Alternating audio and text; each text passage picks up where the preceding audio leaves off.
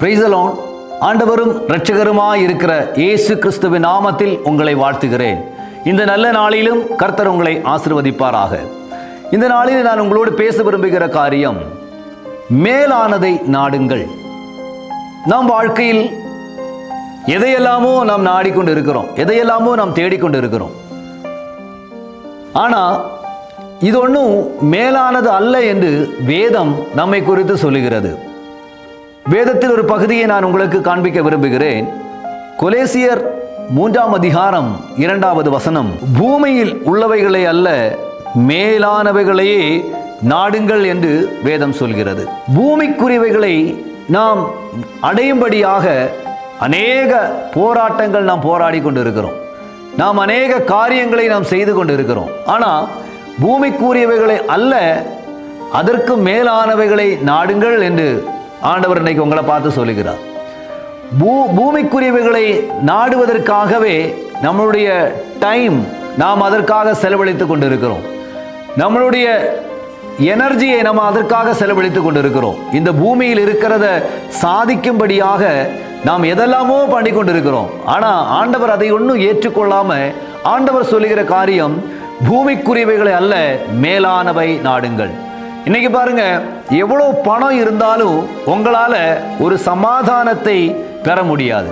எவ்வளோ உங்களோட பணம் இருந்தாலும் ஒரு மன நிம்மதியை உங்களால பெற முடியாது. இன்னைக்கு நம்ம பட்டு மெத்தையில் படுத்து தூங்கும்படியாக இருந்தா நமக்கு சில நேரம் தூக்கம் வராது. ஆனா நாம் தெருவில் கிடந்து தூங்குறவரை கூட நம்ம பார்த்துருக்கிறோம். ஏன் இந்த வார்த்தையை அப்படி சொல்லுகிறேன் என்றால், நம் இடத்தில் நிம்மதியும் மன மகிழ்ச்சியும் தான் நம் வாழ்க்கையில் ஒரு மனுஷனுக்கு முக்கியமான ஒரு காரியம். அதை பெற வேண்டும் என்றால் நாம் தேவனிடத்தில் மட்டும்தான் அதை பெற்றுக்கொள்ள முடியும். இன்னைக்கு நாம் மன நிம்மதிக்காக, சந்தோஷத்திற்காக, சமாதானத்திற்காக நாம் இந்த பூமிக்குரியவைகள் எல்லாம் நம்ம தேடிக்கொண்டே இருக்கிறோம். ஆனால் ஆண்டவர் இன்னைக்கு சொல்லுகிறார், இந்த பூமிக்குரியதை நீ தேடாத. இந்த பூமிக்குரியதெல்லாம் உனக்கு உன்னுடைய முயற்சியில் ஒருவேளை உன் கையில் வரலாம். நீ ஒரு நினைத்த காரியத்தை ஒருவேளை நீ சம்பாதிக்கலாம், சாதிக்கலாம். ஆனால் சாதிக்க முடியாத, நீ பெற்றுக்கொள்ள முடியாத சில காரியங்களும் இருக்கிறது. அதை பெற்றுக்கொள்ள வேண்டும் என்றால் அது வேதத்தில் மட்டும்தான் இருக்கிறது, தேவனிடத்தில் மட்டும்தான் இருக்கிறது என்பதை கர்த்தர் இன்னைக்கு காண்பிக்கிறார்.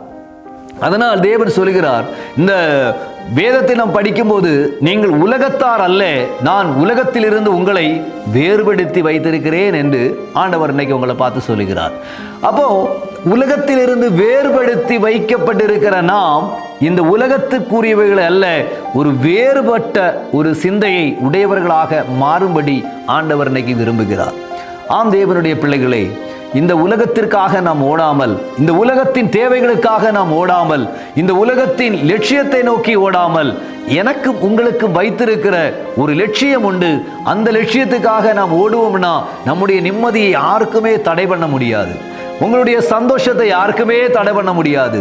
உங்களுடைய ஆசீர்வாதத்தை யாருக்குமே தடை பண்ண முடியாது. முதலாவது அவருடைய ராஜ்யத்தையும் நீதியையும் தேடுங்கள், அதோடு கூட உங்களுக்கு சகலமும் கிடைக்கும் என்று வேதம் சொல்கிறது.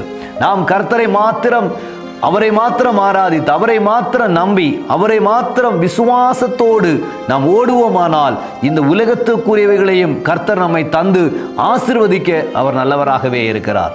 இன்னைக்கு நம்ம அப்படி விசுவசிப்போமா? ஆண்டவர் எனக்கு நன்மை செய்வார் என்று நாம் உறுதியாக இருப்போமா?